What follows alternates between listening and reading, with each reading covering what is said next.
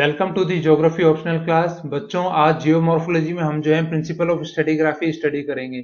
इससे पहले बच्चों हमने जो है फर्स्ट क्लास में जो है स्टडी किया था कि जियोमॉर्फोलॉजी का जो है सिलेबस क्या है और जियोमॉर्फोलॉजी के लिए जो है आपको जो है कौन से रिसोर्सेज जो है प्रिफर करने हैं।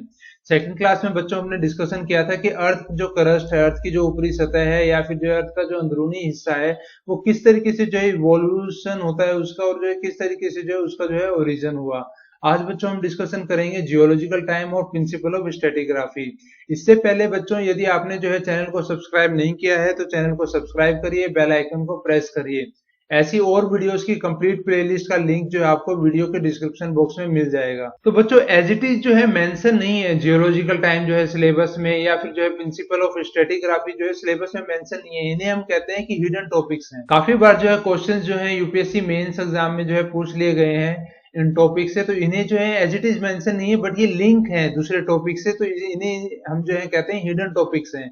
तो जियोलॉजिकल टाइम की जब हम बात कर रहे हैं बच्चों, तो जियोलॉजिकल टाइम क्या है? जियोलॉजिकल टाइम क्या है कि क्रोनोलॉजिकल स्टडी है कि स्टेप बाय स्टेप जो है पृथ्वी के ऊपर जो है क्या हुआ, या पृथ्वी के अंदरूनी हिस्सों में जो है क्या हुआ, एक्सोजेनेटिक एक्टिविटीज कब हुई, एंडोजेनेटिक एक्टिविटीज कब हुई, या फिर जो है रिलीफ फीचर्स जो है माउंटेन्स, रिवर्स, ये जो है पृथ्वी की सतह पे जो है कब बने, कैसे जो है कॉन्टिनेंट जो है सेपरेट हुए, किस टाइम में हुए बच्चों, आइस एज कब था, या ऐसी ऐसी चीजें जो है जिसमें हम टाइम को जो है नजर करके जो है पढ़ते हैं कि टाइम के अकॉर्डिंग जो है क्या क्या चीजें हुई होंगी। तो वो बच्चों हम जियोलॉजिकल स्टडी टाइम में जो है स्टडी करते हैं। तो फिर से देखते हैं बच्चों क्या है ये क्रोनोलॉजिकल स्टडी है। बच्चों किस चीज की क्रोनोलॉजिकल स्टडी है कि रिलीफ फीचर्स जो है कब जो है बने, उसका जो है स्ट्रक्चरल कॉन्स्टिट्यूट जो है कब रहा, कब कैसे जो है क्या क्या स्ट्रक्चरल जो है कॉन्स्टिट्यूट थे, उनकी जो है क्रोनोलॉजिकल स्टडी है बच्चों ये जियोलॉजिकल टाइम। तो जियोलॉजिकल टाइम में बच्चों क्या आते हैं? तो बच्चों जियोलॉजिकल टाइम में जो है दो तरीके से जो डिवीजन होते हैं। देखो दो तरीके के टाइम होते हैं, एक होता है रिलेटिव टाइम और दूसरा होता है बच्चों एब्सोल्यूट टाइम। देखो जब रिलेटिव टाइम की हम बात कर रहे हैं बच्चों, तो रिलेटिव टाइम क्या होता है? ये होता है कंपैरिजन में। जब हम कहें कि जो ए है वो बी से बड़ा है, हम ये क्या कह रहे हैं कि ए जो है वो किससे बड़ा है, कि बी से बड़ा है ए, तो ये बच्चों कंपैरिजन में है, इसे हम कहते हैं रिलेटिव टाइम है ये। कि हम जो है बता रहे हैं कि ये रिलेटिव टाइम, हम ये कह रहे हैं कि अरावली जो है वो क्या है, ओल्ड फोल्ड माउंटेन्स है। हम कहते हैं कि अरावली क्या है, ओल्ड फोल्ड माउंटेन्स है, कि अरावली तो ओल्ड फोल्ड माउंटेन्स है। और वहीं हम कहते हैं कि हिमालयस क्या है, हिमालयस क्या है, हिमालयस है यंग फोल्ड माउंटेन्स। तो बच्चों जब हम बात कर रहे हैं कि हिमालयस तो यंग फोल्ड माउंटेन्स हैं और अरावली के जो पहाड़ हैं, जो पहाड़ी श्रृंखलाएं हैं, वो ओल्ड फोल्ड माउंटेन्स हैं। तो मतलब हम यहाँ कंपैरिजन कर रहे हैं कि कौन सा जो है पुराना है और कौन सा जो है किसके कंपैरिजन में जो है यंग है बच्चों। तो इसे कहते हैं रिलेटिव टाइम, जहां पे हम जो है कंपैरिजन जो है फॉर्म में जो है देखते हैं कि कौन सा जो है पहले जो है फॉर्मेशन हुआ, उसके बाद जो है कौन सी जो है उसके बाद जो है सेकंड फॉर्मेशन हुई। एब्सोल्यूट टाइम में जो है बच्चों हम एग्जैक्टली जो है जिक्र करते हैं विद द टाइम, कि ये एग्जैक्ट जो है इस टाइम पे जो है ये चीज जो है हुआ होगा। हम ये कहें कि हाँ ए की जो आज जो एज है वो कितनी है, ए की आज जो है 25 ईयर्स का है ए, और जो है बी की हम बात करें कि बी जो है 35 ईयर्स का है, तो हम डायरेक्टली यहाँ से जो है कंपैरिजन जो है एनालिसिस लगा सकते हैं कि जो है बी है वो क्या है, बी जो है ओल्डर है एज के अंदर। तो बच्चों इसी तरीके से इसमें जो है एब्सोल्यूट जिक्र किया जाता है जब हम कहते हैं कि अर्थ का जो है फॉर्मेशन हुआ अराउंड जो है 4.5 जो है बिलियन ईयर्स अगो जो है हुआ। तो हम यहाँ देखो टाइम का जिक्र कर रहे हैं, एग्जैक्ट टाइम का 4.5 बिलियन ईयर्स अगो जो है पहले अर्थ का फॉर्मेशन हो गया। तो ये जो है जियोलॉजिकल टाइम का एक जो फ्रेम है जिसे हम कहते हैं एब्सोल्यूट टाइम, जहां पे हम पूर्ण तरीके से टाइम को जो है जिक्र करते हैं। रिलेटिव टाइम में बच्चों फिर से आपको बता दूं कि रिलेटिव टाइम में क्या है, हम जो है कंपैरिजन बेसिस में बोलते हैं कि ये जो है इससे बड़ा है, या फिर जो है ये पहाड़ी की श्रृंखला जो है ये इससे पहली है, या इससे जो है पुरानी है, और ये वाली जो है इससे यंगर है, और या इससे जो है नई है। तो रिलेटिव टाइम जो है बच्चों एक क्लासिकल अप्रोच है जो कि दो स्कॉलर्स ने जो है दी थी, स्टेनो निकोलस और जो है सर चार्ल्स लेल। तो रिलेटिव टाइम जो है क्लासिकल अप्रोच है जो किसने क्रेडिट करी थी बच्चों, credit to Steno Nicholas and sir Charles Lyells. इससे पहले देखिए बच्चों एक चीज और आपको मैं बता दूं कि आप जो है लगातार जो है क्लासेस जैसे जैसे चल रही हैं अपने नोट्स जो है रजिस्टर में बनाते चलिए, और नेक्स्ट क्लास देखने से पहले बच्चों आप जो है प्रीवियस जो क्लास हुई है उसको जो है रिवाइज करिए, क्योंकि हर क्लास जो है एक दूसरी क्लास से जो है कुछ ना कुछ जो है लिंक होगा बच्चों। हर एक बेसिक टॉपिक को कवर करेंगे बच्चों, कोई भी टॉपिक आपका ज्योग्राफी ऑप्शनल सब्जेक्ट का नहीं छूटेगा। हर क्लासेस को देखिए, कोई भी क्लास मिस मत करिए, नोट्स बनाते चलिए, रिवीजन करते चलिए बच्चों। तो बच्चों दोनों स्कॉलर ने, स्टेनो निकोलस और सर चार्ल्स लेल ने जो है एक प्रिंसिपल दिया था जिसका नाम था प्रिंसिपल ऑफ स्ट्रेटिग्राफी। स्ट्रेटिग्राफी क्या होता है बच्चों? स्ट्रेटिग्राफी होता है लेयरिंग का जो है सिद्धांत क्या था कि किस तरीके से जो है पृथ्वी के ऊपर जो है लेयर्स जो है फॉर्म हुई, कौन सी जो है यंगर थी, कौन सी ओल्ड थी, जो उसके लेयर से अकॉर्डिंग जो है उनकी एजेस के अकॉर्डिंग, रिलेटिव एज के अकॉर्डिंग जो है उसने जो एक सिद्धांत दिया था दोनों स्कॉलर्स ने, प्रिंसिपल ऑफ स्ट्रेटिग्राफी। तो बच्चों स्ट्रेटिग्राफी क्या चीज है, कौन सा सिद्धांत है? Principle of layering. स्ट्राटा क्या होता है बच्चों? स्ट्राटा भी क्या होता है? लेयर ही बोलते हैं इसको, डिफरेंट टर्म है, सिनोनिम है, तो ज्योग्राफी में हम यूज करते हैं स्ट्राटा को, वो किसका सिनोनिम है बच्चों? लेयर का। तो प्रिंसिपल ऑफ लेयर और प्रिंसिपल ऑफ लेयरिंग या प्रिंसिपल ऑफ स्ट्रेटिग्राफी, तो इसके अंदर जो है स्ट्रेटिग्राफी के अंदर बच्चों कुल जो है मिला के जो है 5 जो है प्रिंसिपल्स हैं, जिसमें पहला प्रिंसिपल है बच्चों प्रिंसिपल ऑफ ओरिजिनल हॉरिजॉन्टलिटी। अभी इनको डिस्कशन करेंगे अलग अलग से। प्रिंसिपल, सेकंड प्रिंसिपल है principle of superimposition. Third principle है principle of faunal succession. Fourth principle है बच्चों principle of cross bedding relation या क्रॉस बेडिंग या क्रॉस कटिंग रिलेशन।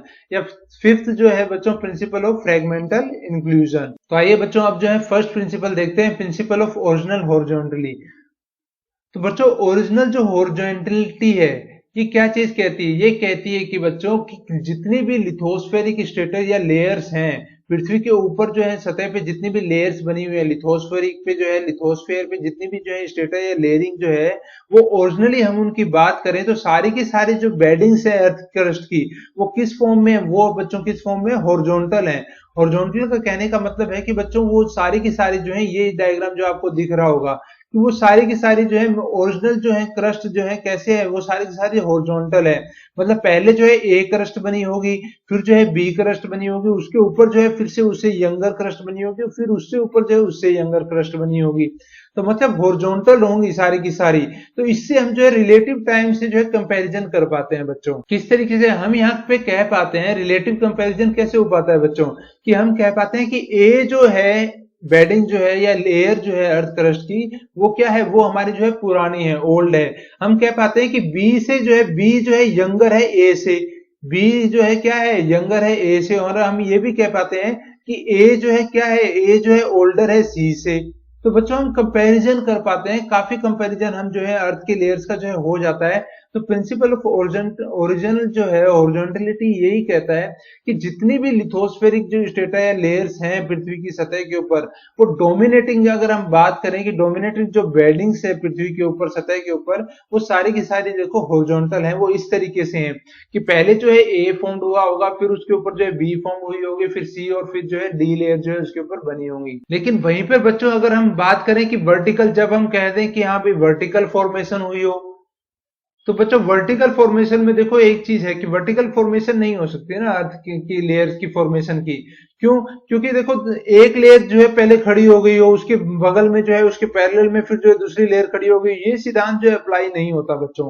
तो सारी की सारी लेयरिंग जो है किस तरीके से हॉरिजॉन्टल है कि पहले जो है ए बन गया हो फिर बी बनाओ। ये ऐसा तो नहीं हो सकता कि ए के पैरेलल में बी खड़ा हो, बी के पैरेलल में सी खड़ा हो, फिर सी के पैरेलल में जो है डी लेयर हो अर्थ की। यहाँ पे बच्चों रिलेटिव टाइम अप्लाई नहीं हो पाएगा। अगर वर्टिकल की हम बात करें तो बच्चों वर्टिकल में क्या है, रिलेटिव टाइम जो है अप्लाई नहीं हो पाएगा। क्यों नहीं हो पाएगा? क्योंकि हम ये बता ही नहीं पाएंगे कि डी पहले बनी या पहले बी बनी, या पहले ए बना या पहले जो है सी बनी लेयर। तो इसमें जो है रिलेटिव टाइम बच्चों अप्लाई नहीं हो पा रहा है इसके अंदर, वर्टिकल के अंदर। तो इसलिए जो है ये सिद्धांत क्या कहता है, ओरिजिनल जो है ओरिजिनलिटी का सिद्धांत यही कहता है कि जितनी भी लेयर है वो सारी की सारी कैसे फॉर्म्ड हुई है, वो हॉरिजॉन्टल ही है। मतलब एक के ऊपर जो एक जो है सतह जो है फॉर्म्ड हुई है। इसी सिद्धांत से बच्चों क्या है कि दूसरे सिद्धांत का भी जो है जन्म हुआ। कौन से सिद्धांतों का बच्चों? जैसे कि सुपर इम्पोजिशन जो है सिद्धांत है हमारा, प्रिंसिपल ऑफ सुपर इम्पोजिशन, और प्रिंसिपल ऑफ फोनल सक्सेशन। यदि हमारी बेडिंग्स जो है हॉरिजॉन्टल थी तभी बच्चों जो है ये एप्लीकेबल होते हैं ये सिद्धांत। दोनों के दोनों प्रिंसिपल जो है तभी बन पाते हैं जब ये हमारे जो है बेडिंग्स कैसी रही होंगी, बेडिंग्स रही होंगी हमारी हॉरिजॉन्टल। वर्टिकल में बच्चों रिलेटिव टाइम जो है अप्लाई नहीं हो पाता, और वर्टिकल अगर बेडिंग रही होंगी तो वर्टिकल में जो है कोई भी सिद्धांत जो है नेक्स्ट जो है फॉलो अप नहीं कर पाते हैं बच्चों, कोई भी सिद्धांत। तो यही चीज है बच्चों। सेकंड जो है प्रिंसिपल क्या है बच्चों, सेकंड प्रिंसिपल है principle of superimposition. Sir Charles Lyells ये कहते हैं कि जो लो लाइन जो स्ट्रेटा है, जो पृथ्वी के अंदर की जो लेयरिंग है बच्चों, पृथ्वी के अंदर की लेयर है, वो कौन सी लेयर होगी, वो जो है ओल्डर लेयर है। और जो ओवरलाइंग स्ट्रेटा, जो ऊपर की जो सतह है, वो कौन सी होगी, ओवरलाइंग जो होंगी वो कौन सी होंगी बच्चों, वो जो है यंगर होंगी। तो सेकंड प्रिंसिपल यही कहता है कि अगर जो है बेडिंग जो है हॉरिजॉन्टली हुई है, एक के ऊपर एक फॉर्मेशन हुई है, तो इससे ये जो है रिलेटिव जो है कंपैरिजन हमें पता चल जाता है कि ए जो है सबसे पहले जो नीचे की जो लेयर होंगी, जो लो लाइन जो रीजन की जो लो लाइन जो स्ट्रेटा या लेयर है, वो हमारी कैसी है, वो तो हमारी जो है ओल्डेस्ट लेयर है। और जैसे जैसे जो है लेयर्स उसके ऊपर आती जाती है, वो कौन सी लेयर्स होती जाएंगी, वो जो है उससे यंगर होंगी बच्चों। तो हम जो है रिलेटिव कंपैरिजन जो है, रिलेटिव फॉर्मेशन जो है हमें यहाँ पे पता चल रहा है कि पहले जो है ए फॉर्म्ड हुआ, उसके बाद जो है बी हुआ, उसके बाद जो है सी, उसके बाद जो है डी जो है हमारी यंगर जो है लेयर जो है फॉर्म्ड हुई। तो प्रिंसिपल ऑफ सुपर इम्पोजिशन यही कहता है कि हर एक लेयर के ऊपर जो है सुपर इम्पोजिशन कर दी गई है, कोई एक और चीज जो है उसके ऊपर इम्पोज की गई है। तो मतलब पहले ए लेयर थी, ओल्डर लेयर थी, उसके ऊपर जो है एक यंगर लेयर इम्पोज कर दी गई है, फिर जो है उसके ऊपर एक और यंगर लेयर, फिर जो है उसके ऊपर एक और यंगर लेयर। इस सिद्धांत का बच्चों ये फायदा था कि सुपर इम्पोजिशन से हमें ये पता चला कि पृथ्वी में जो है जो नीचे की ओल्डर जो लेयर होंगी, उसी में जो है हमारे जो है मिनरल्स जो है ज्यादा हमें जो है मिल सकते हैं। वहीं भी in comparison to youngest layer, youngest layer में जो है मिनरल्स की जो क्वांटिटी होती है, वो बच्चों क्या है, वो बच्चों क्वांटिटी क्या है, काफी जो है लो होती है। हमें ये पता चला यहाँ से कि जो हमारी जो ओल्डर जो लेयर होंगी, वहां पर जो है ज्यादा जो है मिनरल की जो है हमें जो है मिल सकते हैं मिनरल्स। तो बच्चों ये प्रिंसिपल जो है यूटिलाइज किया जाता है कि हम जो है किस तरीके से जो है एक्सप्लोरेशन करें कि मिनरल रिसोर्स बेस जो है पृथ्वी पर हमारा कहाँ कहाँ पर जो है लोकेट है। हम जो है आसानी से लोकेट कर सकते हैं कि मिनरल रिसोर्स बेस वही रहा होगा जहां पे जो है ज्यादा ओल्डर लेयर जो है पृथ्वी के ऊपर नहीं होंगी। थर्ड प्रिंसिपल है बच्चों प्रिंसिपल ऑफ फोनल सक्सेशन, कि फोनल सक्सेशन में कि जो जितनी पुरानी लेयर होगी, उसमें उतने ही प्रिमिटिव ऑर्गेनिज्म, उतने ही पुराने टाइम के जो ऑर्गेनिजम्स होंगे, उनके जो है यहाँ पर जो है फोसिल्स जो है मिलेंगे। तो बच्चों देखो यहाँ पे क्या कहा गया, यहाँ पे यही कहा गया कि यदि ए जो लेयर है वो ओल्डर लेयर है और पहले जो है फॉर्म्ड हुई है, तो ये जाहिर सी बात है यदि वो पहले बनी है और ओल्डर है, तो उसमें ओल्डर फोसिल्स होंगे, प्रिमिटिव ऑर्गेनिजम्स के जो है उसमें क्या होंगे, फोसिल्स होंगे। अगर वो जुरासिक एज में जो है, ये अगर मान लीजिए ये जुरासिक एज में जो है ये जो है लेयर फॉर्मेशन हुई है, तो यहाँ पे जो है सारे क्या होंगे, यहाँ पे जो है डायनासोर्स वगैरह या उनके जो है फोसिल्स जो है हमें मिलेंगे, मतलब ओल्डर फोसिल्स होंगे। वहीं पे ऐसी यंगर लेयर जो कि अभी जो है फॉर्म्ड हो रही है, तो उसमें कौन से फोसिल्स हमें मिलेंगे, उसमें हमें यंगर फोसिल्स हमें मिलेंगे। तो यही सिद्धांत बच्चों फोनल सक्सेशन का यही सिद्धांत कहता है कि जो लो लाइन जो स्ट्राटा है, जो लो लाइन जो लेयर है, जो पृथ्वी के अंदरूनी हिस्सों की जो लेयर है, जो कि पुरानी है, जो कि पुरानी है, तो उसके अंदर बीइंग ओल्डर, पुरानी होने के साथ साथ उसके अंदर क्या होंगे, फोसिल्स जो रिमेन्स होंगे, वो भी कौन से ऑर्गेनिजम्स के होंगे, वो भी ओल्डर ऑर्गेनिजम्स के होंगे। ये जो प्रिंसिपल है बच्चों, इस प्रिंसिपल से हमें ये पता चलता है कि जहां पर जो है जितने ओल्डर फोसिल्स हमें मिलेंगे बच्चों, तो वहां पर जाहिर सी बात है वहां पर हमें जो है ज्यादा जो है कोयला मिल सकता है, ज्यादा जो है हमें नेचुरल गैस जो है हमें वहां पर जो है मिल सकती है, क्रूड ऑयल जो है हमें वहां पे जो है ज्यादा जो है मिल सकता है उस जगह पर। तो ये जो प्रिंसिपल है ये हमें हेल्प करता है कि कहां पर जो है एनर्जी रिसोर्स बेस जो है पृथ्वी के अंदर कहां पर है, किस जगह जो है एनर्जी रिसोर्स बेस जो है हमारा पृथ्वी के अंदर जो है मिलेगा, कहां पे पोटेंशियल लोकेशंस हैं जहां पे हमें कोल मिल सकता है, नेचुरल गैस मिल सकती है, या फिर जो है क्रूड ऑयल जो है हमें पृथ्वी के ऊपर जो है मिल सकते हैं। तो बच्चों ये तीन प्रिंसिपल थे जो एक दूसरे से जो है लिंक है। इसके बाद जो प्रिंसिपल आता है बच्चों, वो आता है principle of cross cutting relation या क्रॉस बेडिंग रिलेशन। देखो बच्चों होता क्या है, देखो पृथ्वी का जो फॉर्मेशन है, पृथ्वी के इस तरीके से ये फॉर्मेशन है बच्चों, ये आपको जो ग्लोब दिख रहा होगा, ये अर्थ का जो है इंटीरियर स्ट्रक्चर जो है इसमें दिखाया गया है। Principle of cross cutting relation क्या कहता है, क्रॉस कटिंग मतलब कि यहाँ पर जो है मैग्मा जो होगा, जो पृथ्वी के अंदर से जो बच्चों ये रेड में आपको दिख रहा होगा, ये है मैग्मा। मैग्मा जो है पृथ्वी के अंदर से जो है ऊपरी सतह पर जो है निकलने की कोशिश करता है बच्चों। कमजोर जो है दरारें जो होती हैं, जो वर्नेबल जो स्पॉट्स होते हैं, या वर्नेबल या वीक जो रॉक्स हैं, उनसे जो है लावा जो है या मैग्मा जो है पृथ्वी की सतह के ऊपर जो आता है, और यहाँ पर जो है वो आकर क्या बनाता है बच्चों, यंग रॉक का जो है फॉर्मेशन करता है, या यंग लेयर जो है यहाँ पर फॉर्म्ड कर लेता है बच्चों, लावा या मैग्मा जो है पृथ्वी की सतह के ऊपर आकर। तो ये जो ब्लैक में आपको नजर आ रही होगी बच्चों, ये एग्जिस्टिंग लिथोस्फेरिक रॉक्स हैं। ये क्या है, ये ओल्ड रॉक्स हैं, या फिर जो है या कहें कि ओल्ड जो है ये क्या है, ये लेयर है बच्चों। तो principal of cross cutting relation या क्रॉस बेडिंग रिलेशन यही बताता है बच्चों कि जो मैग्मा जो है वो क्या है, जो मैग्मा पृथ्वी से बाहर नहीं निकल पाया। अब ये देखिए, ये बच्चों ए फॉर्मेशन देखिए आप, ये मैग्मा जो है यहां से जो स्टार्ट तो इसने प्रोसेस किया, लेकिन ये पृथ्वी की सतह तक नहीं पहुंच पाया। ये यहीं पर जो है जम गया बच्चों, यहीं पे जो है सॉलिडिफाई हो गया, यहीं पे जो है कूल हो गया ये मैग्मा। तो यहाँ पर कूल होने से बच्चों ये देखो, ये बाकी जितनी भी लेयरिंग है, ये ब्लैक में आपको जो नजर आ रही है, ये लेयरिंग क्या है, ये ओल्ड रॉक्स है बच्चों। तो ओल्ड रॉक के बीच में जो है बच्चों कौन सी रॉक आ गई, ओल्ड रॉक के बीच में जो है कौन सी रॉक या कौन सी लेयर आ गई है बच्चों, यहाँ पे जो है यंगर रॉक्स आ गई है बच्चों, ये यंगर लेयर जो है यहाँ पर बन गई है बच्चों। तो क्रॉस बेडिंग रिलेशन यही कहता है कि जो लावा जो है जब पृथ्वी से ऊपर निकलने की कोशिश करता है, तो पुरानी जो एग्जिस्टिंग लिथोस्फेरिक रॉक्स हैं उनके बीच में यदि वो सोलिडिफाई कर जाता है, तो वो कैसी रॉक्स बन जाती है, यंगर लेयर या यंगर जो है रॉक्स जो है वहां पे फॉर्म्ड हो जाती है। तो बच्चों इसी में यही है ना कि पुरानी के बीच में जो है क्या फॉर्म्ड हो गया है, यंग रॉक्स जो है फॉर्म्ड हो गई है। फोर्थ प्रिंसिपल में क्या कह रहा है बच्चों, कि क्या कहता है कि पुरानी रॉक्स जो है एग्जिस्टिंग लिथोस्फेरिक जो रॉक्स हैं या फिर जो लेयर हैं उनके बीच में भी क्या हो सकता है कि यंगर रॉक्स जो है हो सकती हैं उनके बीच में भी बच्चों। अब आपको समझ में आ गया बच्चों। अब बच्चों fifth principle, principle of fragmental inclusion.